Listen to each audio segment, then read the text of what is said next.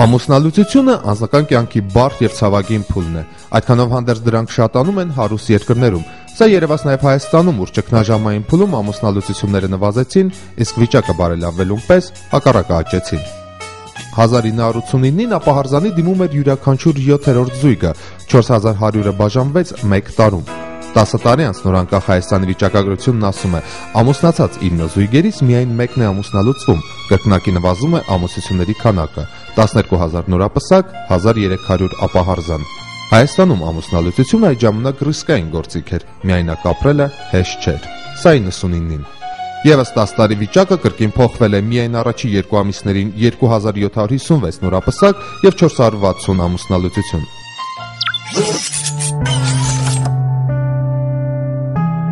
Քերոլին Նորտոնը համաշխարհային պատմության մեջ գուցե լիներ սովորական չստացված ճակատագրով մի կին, սակայն խելքը, գեղեցկությունն ու կամքն օգտագործելով Քերոլինը փոխեց պատմության ընթացքը։ Նրա շնորհիվ կանանց եւ տղամարդկանց իրավունքները հավասարվեցին։ Դժվար է պատկերացնել, սակայն 18-րդ դարի Անգլիայում ամուսնացած կանանց իրավունքները հավասարեցված էին լուսնոտների, հանցագործների ու հոգեկան հիվանդների իրավունքներին։ Հենց Քերոլինի շնորհիվ ամուսնալուծությունը դարձավ օրինական։ Անչափահաս երեխաների խնամքի նախապատվությունը տրվեց մորը։ Այսօր կանայք իրենք են ընտրում մնալ երեխաների հետ, թե լքել նրանց։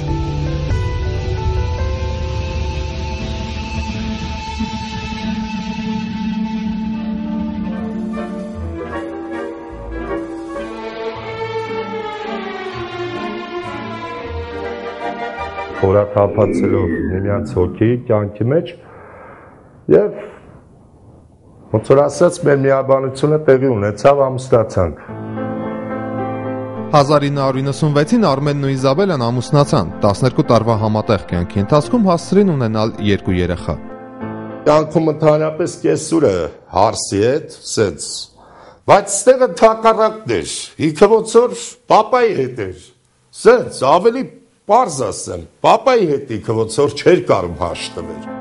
Բաժանման պատճառը օրիգինալ չէր, ծնողների հետ շատերն են խնդիրներ ունենում, այս պատմությունն էր իրականում ոչնչով չառանձնացավ։ Հենց մի հատ չնչին, անիմաստ պատճառից, որ պատճառ հանդիսանալով երեխայի իմ Մարիամիկիս ու մեր հարևանի երեխայի իր համատարիքի, ինչ-որ մեր տանը խաղալուց են լինում, պապան թե աղջիկ չեն ասց, անարմար է, այդ երեխեն տարիներով մեր դուռը չի բացել, իր համահասակակից։ Հələ մի հատ սանկողն ու վրա խաղում են, տղա աղջիկ, գնել, արդեն հասկանալի է, այսօրվա մեր սերունդը, մենք կներեք շատ, ասմա պատկի զարգացած է դուրս գա։ Էդ եղել իմ հոր, որպես պապի, որպես ծլողական, իրա դիտողությունը։ Երեխաները Մհերն ու Մարիամը հիմա ապրում են նոր մայրիկի հետ, հարազատ մորը տեսնում են միայն տոներին։ Ասցի Բելա, վերադարձի տուն ասի, ես սպասում եմ քեզ։ Ու անկեղծ եմ ասում, նրա միակ պատասխանը եղավ ոչ եւ կրկին ոչ։ Երկուսի անխելքությունը։ Ուրիշ ոչ։ Լավ ասեցի, այո։ Երկուսի անխելքությունը։ 5 տարի իմ տան ուսանող եղել։ Կոնսերվատորիան սովորել ասեցի։ Մեծացրել։ Եթե վատ են համարում, թող համարեն, որ վատ եմ եղել։ Իզաբելան երեխաների հոգսը թողեց ամուսնու ուսերին, դասավորեց անձնական կյանքը, Արմենը նույնպես, բայց ավելի ուշ, միայն վերջերս հանդիպես Կարինեին, այն կնոջը, ով չի հավակնում երեխաներին փոխարինել իրենց մորը, նա ընդամենը հոգատար ընկեր է։ Սա մեր արդեն երկրորդ անձնական կյանքի։ Մի խոսքով։ Բաժանվելուց հետո Իզաբելան առաջին ամուսնու անունն անգամ լսել չի ցանկանում, իսկ Արմենը նույնիսկ նոր ընտանիք կազմելուց հետո երազում է հին կնոջը։ Ես միգուցե ասված ինձ ներողելի կարող է սխալ քայլ եմ արել, ես չեմ անում, միգուցե ես էլի պիտի սպասեմ, միգուցե էլի չամուսնանայի, հանուները խեքի, միգուցե դեմ չեմ, 10 տարի հետո ես սպասեի ինքը հետ կվերադառնա, բայց էլ արդեն ես տեսնելով, որ վերջը ես էլ 67 թիվ, 41 տարեկան, մեկը պետք է լիներ իմ մոտ, որպես ես իմանամ հետագայում ինձ մեր հայկական ժողովրդական լեզվով ասած, ինձ մի բաժակ ջուրտավող կլներ, թե ոչ։